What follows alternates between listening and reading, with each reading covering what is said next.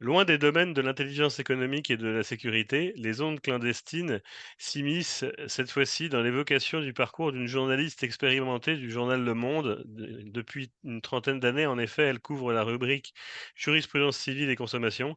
Elle a écrit Mythic Boy, Mes enfants et moi, récit tumultueux où elle décrit l'univers des sites de rencontres, le phénomène transgenre et les affres de l'enfance et de l'adolescence. Son héroïne éponyme est mère célibataire avec 2 enfants, mais laissons la place à l'auteur de Mythic Boy, et Mes enfants et moi, Raphaël Rivet, bonjour. Bonjour Aurélien et Mmh. pardon de vous avoir attiré dans un domaine qui n'a rien à voir avec l'intelligence économique. Non, non, mais il y a pas de souci, en fait, justement, en fait, c'est un exercice de style pour moi. J'ai l'impression d'être à la grande librairie, en fait, donc c'est toujours, un exercice, en fait, qui peut être périlleux, mais qui va très bien se passer, en fait, en votre compagnie et puis comme une tradition oblige aux zones clandestines, on va, évoquer, dans un premier temps votre, parcours, votre milieu familial, en fait, d'où vous venez, qui vous êtes finalement? Jusqu Moi personnellement, Oui, vous personnellement, d'abord. dans la vie, je suis journaliste au Monde depuis plus d'une trentaine d'années et j'ai fait de nombreuses rubriques. J'ai travaillé au bureau de Lyon, au bureau de Bruxelles. Ah, vous Voilà, j'ai avez vécu à travaillé. Bruxelles, en fait, je crois, j'ai cru Oui, oui, lire. presque une dizaine d'années, oui. Et à l'époque, D'accord. je couvrais le Parlement européen, donc je faisais les pérégrinations quasiment tous les mois entre Bruxelles et Strasbourg, où doivent se tenir des Comment ça a séances. commencé, le journalisme pour vous, il y a 30 ans justement, en fait, quand vous étiez jeune journaliste, en fait, mais avant de devenir journaliste, en fait, qu'est-ce qui s'est passé? Vous Écoutez, tout ce que je peux vous dire, c'est que je n'ai pas du tout, j'avais pas du tout la formation qu'avaient les autres, parce que je n'ai pas fait d'école de journalisme, je n'ai pas fait Sciences Po. Ah oui, Voilà. Donc, il y a eu vous êtes beaucoup autodidacte de... presque de ce Ah métier? non, quand même pas. Non. Non, non, non, j'ai une maîtrise de philosophie, Ah oui, un DESS d'information de communication à Sciences d'accord, Po. d'accord. Voilà, non, mais c'est Oui, vrai donc que vous ne sortiez pas du tout, vierge de toute, mais les cours de droit, c'est vrai que je les ai rattrapés toute seule le soir, quoi, parce que ouais, c'était indispensable, bien sûr. ouais, ouais. Et vos parents, ils faisaient quoi dans la vie, en fait? Si Mes on parents remonte encore plus étaient loin, instituteurs. instituteurs, les 2. Oui, Oui, oui. Ah d'accord, très bien. Donc journaliste, en fait, sur plusieurs rubriques, vous touchez oui. à plein de choses et vous commencez l'écriture quand? Euh, alors l'écriture, la fiction, vous voulez dire, ou La fiction? j'ai écrit un ouvrage de fiction qui s'appelait Conflit de voisinage. Je crois que c'était en 2013 ou 14, je ne sais plus. Après, j'ai abandonné ce terrain. J'ai écrit des choses très sérieuses, même si les titres sont marrants, Ouais. du style Comment déshériter ses enfants. C'était lié aux affaires Jean-Michel Jarre, Johnny Hallyday, etc. Mmh. Et puis récemment, Comment survivre à la vie de famille, qui est un bouquin très sérieux avec des tas d'exemples de jurisprudence très récente sur le divorce, les enfants et le mariage. Je vais revenir quelques instants, en fait, sur votre parcours, quand vous intégrez le monde. Vous c'est à partir de pige, en fait, que vous faites ou vous êtes recruté, en fait, Ah, vous sur voulez tout savoir là? Non, voilà. non, non. J'ai intégré le monde par la petite porte qui était à l'époque celle de la télématique, parce que j'avais Ouais, travaillé dans une agence de presse féministe qui n'existe plus aujourd'hui, qui n'existe plus depuis longtemps, mais qui avait ouvert un service télématique, c'est un peu paradoxal, mais bon, qui s'appelait Lettel à l'époque. Donc j'avais travaillé là. Ensuite, j'ai voulu chercher ailleurs. J'ai fait un mois à Biba Télématique et à l'époque, il y avait Libération Télématique et Le Monde Télématique qui s'ouvrait, qui cherchait des gens. Et donc, je suis entrée. grâce à la télématique, au journal Le Monde, Oui. et comme, peut-être comme aujourd'hui, on y rentre grâce au monde.fr, quoi. Ouais, Mais ouais. après, il faut mériter pour entrer dans le sein des saints, J'imagine. qui est le print, comme on dit aujourd'hui, qui est Ouais. le journal papier. On a beau dire, c'est quand même la noblesse du... Voilà. Vous avez une grande expérience, en fait, journalistique, ça, on n'en disconvient pas. Maintenant sur la partie Mythic Boy, mes enfants et moi, je vais montrer Ah oui? à l'écran l'ouvrage. Mhm, Voilà, l'ouvrage, je sais pas si on voit bien là? Ouais, on voit bien. Mythic Boy et mes enfants, mes filles et moi. On va commencer par la fin puisque on va évoquer, la partie, écriture. Il y a tout un chapitre, en fait, à la fin qui est consacré à ça. Quel élément qui vous a poussé à écrire ce roman, cette tranche de roman inspiré de faits réels? mhm. Eh bien, pour être parfaitement honnête, ce qui m'a poussée à l'écrire, c'est en effet ce personnage un petit peu mystérieux, dont on découvre l'existence assez silencieuse au milieu de l'histoire, qui est la psy, bienveillante mais impuissante. Oui. Sa talking cure, comme aurait dit Anne Nao, la patiente de Freud, n'est d'aucun effet. Et elle me dit, mais essayez de l'écrire, cette histoire. Et voilà. Ah ouais. Et donc, je vais essayer. Parce que, effectivement, j'aime pas le mot Une autobiographique parce thérapie, que c'était une thérapie, presque, Non, non, mais d'expier? ça aide un petit peu à mettre à distance l'histoire. Ouais. Bon, après ça, il faut, non, non, Mmh. c'est pas une thérapie. Mais oui, je voulais juste revenir sur, parce que j'aime pas le mot autobiographique, c'est plutôt autofictionnel, je dirais, parce que bon, Autofictionnel, c'est ça, c'est une exactement. fiction qui est inspirée par Mmh. des faits réels et pour des Mmh. raisons juridiques, Mmh. le personnage de l'homme est C'est totalement très à la modifié et pas identifiable, hein, voilà. oui, oui, c'est très à la mode, l'autofiction, parce que moi j'ai reçu sur les plateaux, des ondes clandestines, Romain Puertolas, en fait, pour son roman, Comment j'ai, trouvé Xavier Dupont de Ligonnès, heu et lui utilise aussi le même ressort, que Mm. dans Mythic Boy, en fait, mes filles et moi, donc c'est très je trouve c'est assez contemporain, en fait, comme méthode. Ben oui, et c'est amusant parce que dans le prologue, si vous l'avez lu, Oui, l'avocate dit à sa cliente, ah mais attendez, il faut d'abord que je... Un livre, ça peut tuer, et elle fait référence à Dubrovski, qui est le maître de l'autofiction. Elle fait oui, référence à... oui, Voilà. exact. Et elle dit, un livre peut tuer, d'ailleurs. Certains pensent qu'avec le livre, je crois que c'était Le Livre brisé, il a tué sa femme. Il l'a décrit comme une pocharde, et elle se suicide à Ouais, l'alcool et au ouais, barbiturique, quoi. ouais. Voilà. 13 éléments, de l'idée au roman maintenant, il y a l'utilisation, donc là on l'a vu du jeu qui est si proche de la réalité, qui est même assez vertigineux en fait pour nous lecteurs. En fait, quand on lit, on ne peut pas s'empêcher de penser à vous, voilà. Il y a une implication, il y a 2 choses que j'ai notées, une implication du moi, de soi, une implication de soi et un investissement sur le livre extrêmement fort finalement. Extrêmement fort parce que quand on se place, avec le jeu, dans un bouquin, bah, du coup, on s'implique, fatalement. Oui, en même temps, ceux qui le lisent ne me connaissent pas, hein. Non. Moi, j'ai raconté ça parce qu'effectivement, je trouvais que c'était, oui, je trouvais que c'était, bien qu'encore une fois, le personnage de l'homme ne soit pas identifiable. Donc, ce n'est pas lui. C'est lui dans les gestes, mais ce n'est pas lui. Voilà, parce que Ceux qui vous connaissent, en fait, ont vu, une réalité psychologique, en fait, dedans ou ceux qui vous connaissent bien? écoutez, ceux qui me connaissent et qui ont lu m'ont dit, c'est pas pour jeter des fleurs, mais m'ont dit, ah, ce bouquin, j'ai pas décroché. Ouais, ouais. J'ai Moi aussi, enfin, resté haletant.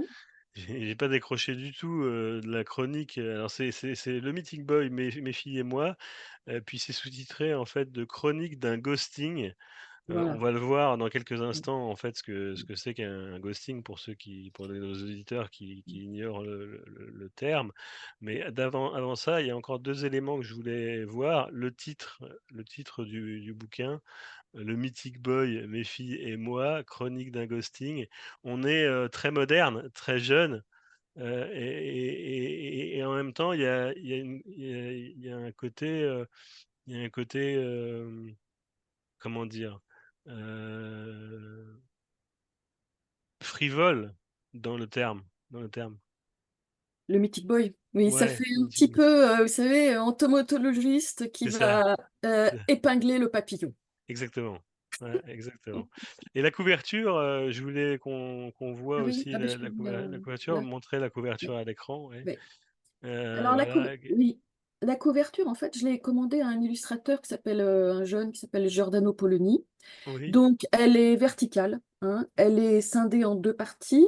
Mmh. Donc, à gauche, les cinéphiles reconnaîtront une vue de Jacques Audiard dans les Olympiades, qui est un quartier du 13e arrondissement, très urbain. Donc, on voit le personnage de la mère et des deux adolescents qui descendent l'escalier du métro.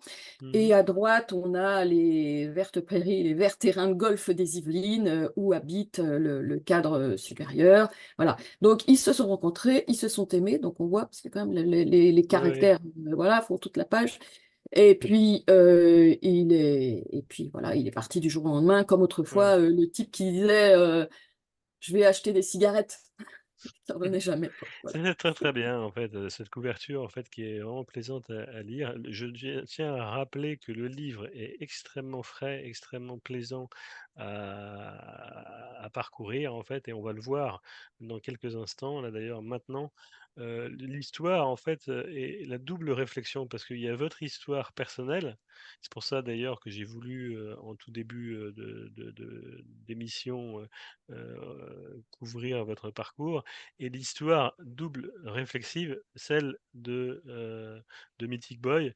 Alors Mythic Boy, plutôt que je fasse le pitch en fait de Mythic Boy, je vous laisse, décrire, Oui. Alors, est-ce que vous l'histoire. voulez que je parle d'abord du ghosting, alors peut-être? Non, Parce que l'histoire et puis on va y venir de toute façon parce que le ghosting c'est Alors, plus, d'accord. Oui. ouais. Alors, l'histoire, donc, c'est celle d'une mère célibataire qui a deux ados et un dimanche, sa propre mère, la grand-mère, haute en couleur, vient les voir et lui dit, dis donc, il serait temps que tu te retrouves quelqu'un, hein, parce que les gamines, bientôt, elles voudront plus t'avoir sur leur dos.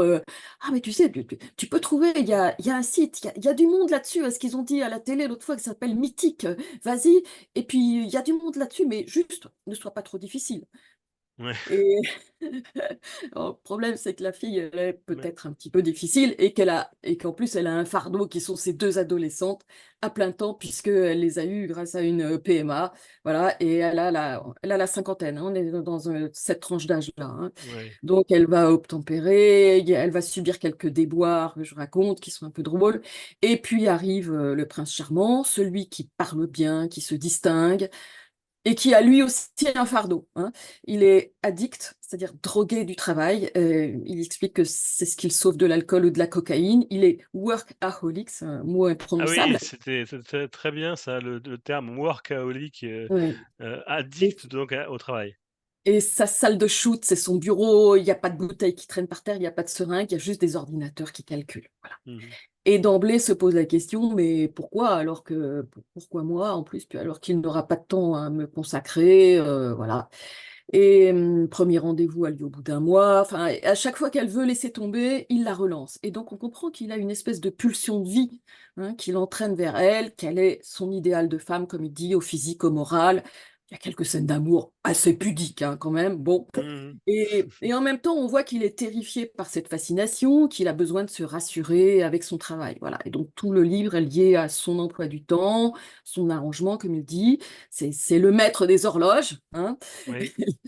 Et la première année, donc, voilà, il y a un découpage, un arrangement. Il vient le vendredi soir, il repart le dimanche à 11 heures. La deuxième année, même s'il ne respecte pas l'arrangement, la deuxième année, il loue un studio, ils se rencontrent une nuit par semaine. Voilà. Et la fin de l'histoire, c'est après une nuit d'amour, le type lui dit à la semaine prochaine et il disparaît. Donc, il devient Oui, d'où injoignable le au terme téléphone. ghosting en fait, c'est ça finalement. D'où le terme ghosting. Alors, c'est une violence psychologique Oui. effroyable.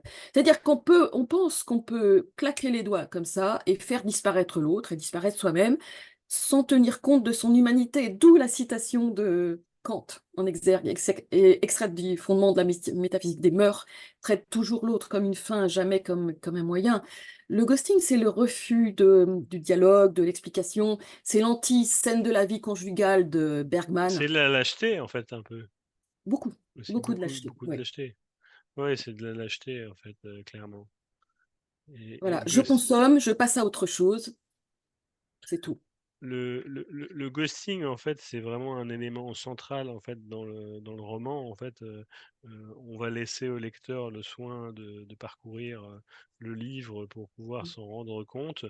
Parce que tout le monde, dans toute sa vie, en fait, on a rencontré, je pense, une relation, en fait, qui nous a ghosté, en fait, qui nous a zappé. Attention, hein, je parle du ghosting dans Dans une une rela relation qui est installée. Hein, je ne Oui, parle oui, pas bien du sûr. ghosting Ah oui, on oui, s'est non. vu une fois et basta. Ah oui, oui. Là, il s'agit Non, du non, ghosting d'où la 2 ans profond après. d'où le danger psychologique, en fait, de ça, quoi. Parce que finalement, on n'en sort pas du on a des séquelles, dans un après. Alors, en fait, ça se termine pas tout à fait là.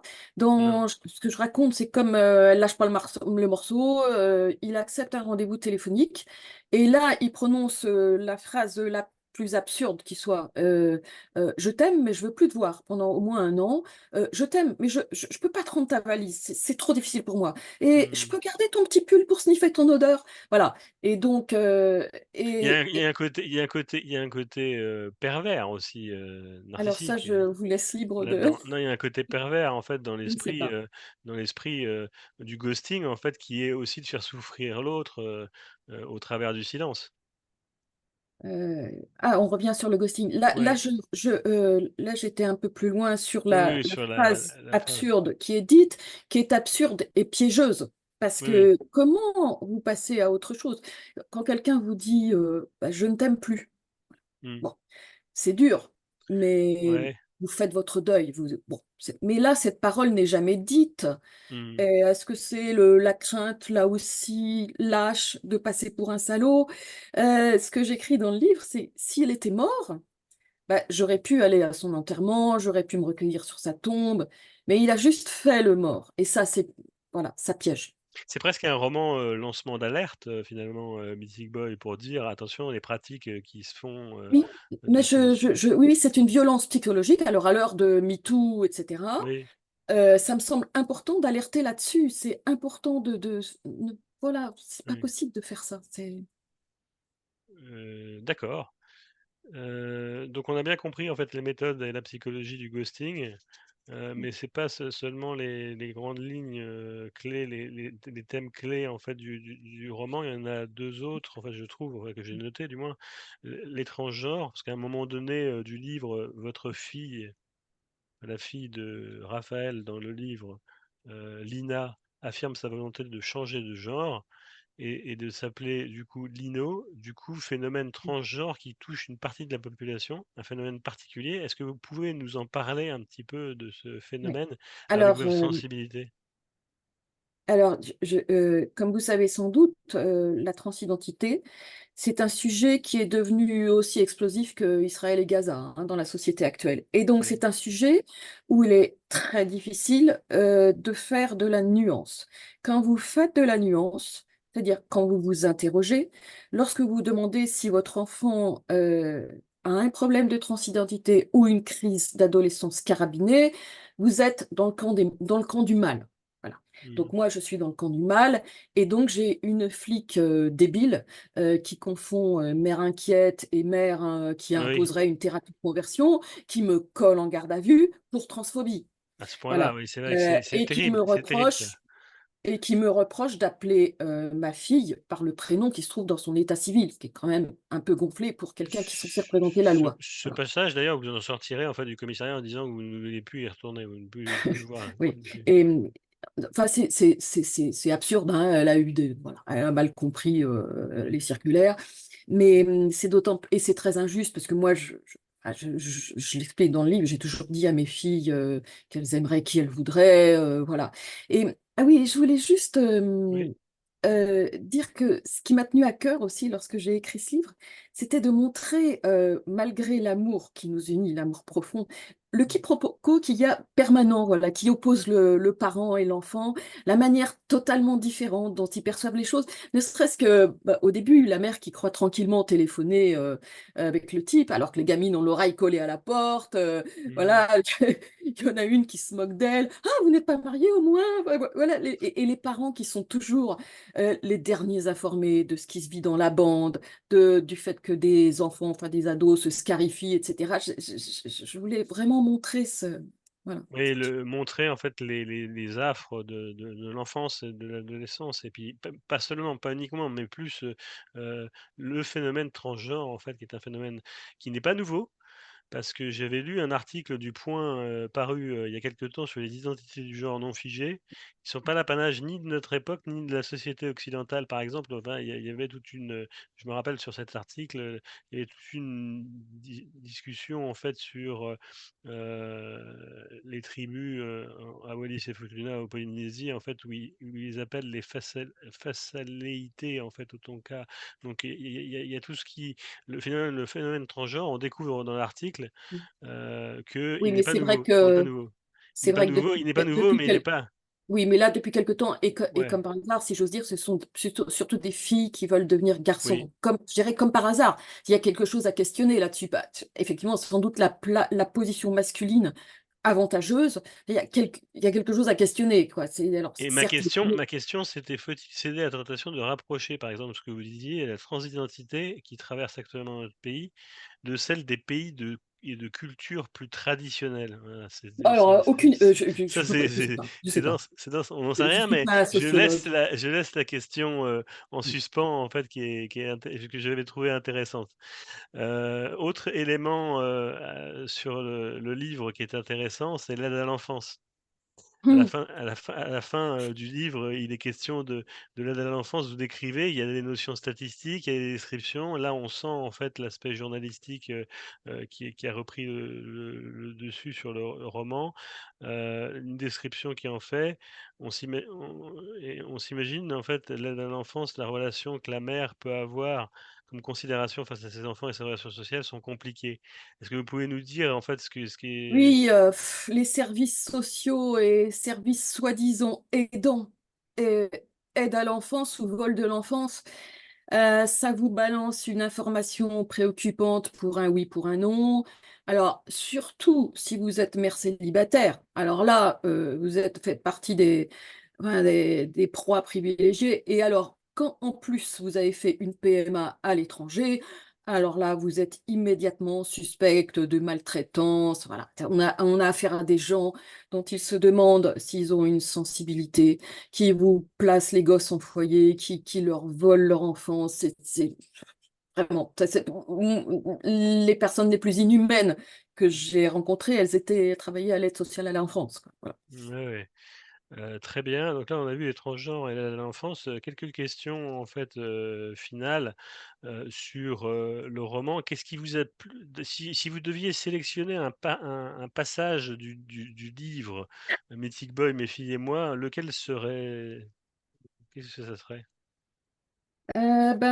C'est difficile. Peut-être bah, celui qui illustre la couverture, D'accord, peut-être qui se trouve page 98. Voilà, je je m'enferme comprends. dans ma chambre où je prends un somnifère que j'arrose d'un grand verre de rhum blanc amer. Je Ah pense oui. que nos univers sont trop éloignés.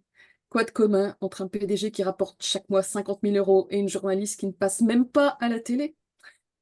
Entre un résident friqué Mmh. des Yvelines et une habitante de l'Est parisien? Vous voulez que je continue ou... Encore un petit peu, en fait, c'est intéressant, en fait, toujours. Alors, ah oui, je mets en parallèle donc cette ville qui s'appelle Saint-Nom-la-Bretèche. Oui. L'INSEE n'arrive pas à trouver un seul pauvre.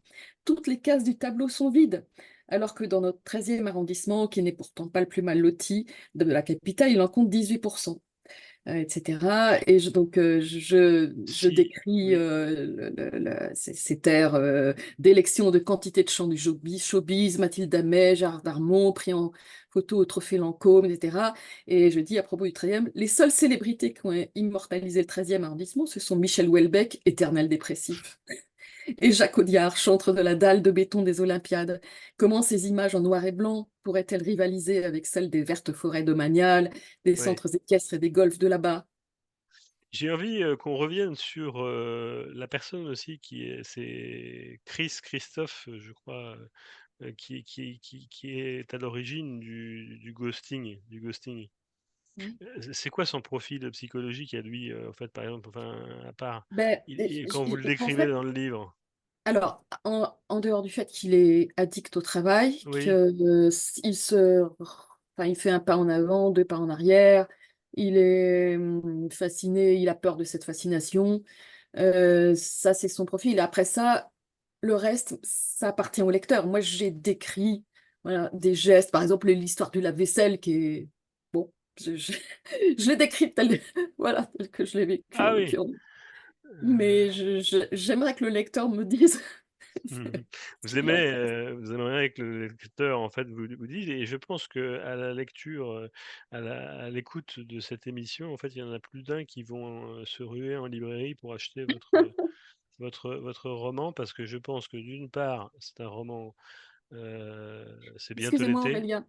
Excusez-moi. pardon. Juste, il est pas en librairie. Enfin, il y a Oui, une il petite sera librairie qui l'a il en s dépôt, il mais sera sinon, il est oui, sur parce que, Amazon. d'ailleurs, vous faites bien de me le dire, en fait, parce que justement, j'allais oublier cet élément-là. Vous l'auto-éditez, en fait, c'est ça, hein? Et c'est d'autant plus, salutaire que ça a été extrêmement difficile d'éditer maintenant des livres, mais, il y a une implication, en fait, pour vous, davantage, en fait. Quand on édite, en fait, on utilise ses deniers personnels Oui, pour pouvoir en fait, oui, lancer, l'opération.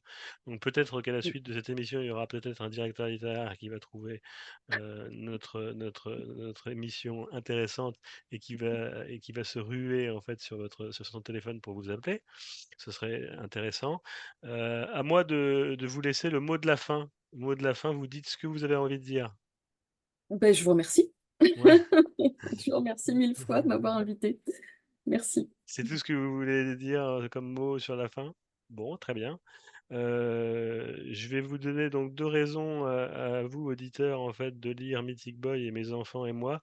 La première, c'est que c'est bientôt l'été et qu'un roman comme celui-ci apporte une fraîcheur, une nouveauté, une sensibilité. La deuxième, c'est que si vous voulez approfondir des thèmes comme le ghosting, transgenre, l'aide à l'enfance, foncez directement sur Mythic Boy, mes enfants et moi, un roman de Raphaël Rivet, auto-édité. Je vous souhaite à toutes et à tous un bon été sur les ondes et je remercie, Raphaël, en fait, chaleureusement pour sa disponibilité. Voilà. À bientôt. Au revoir. Au revoir.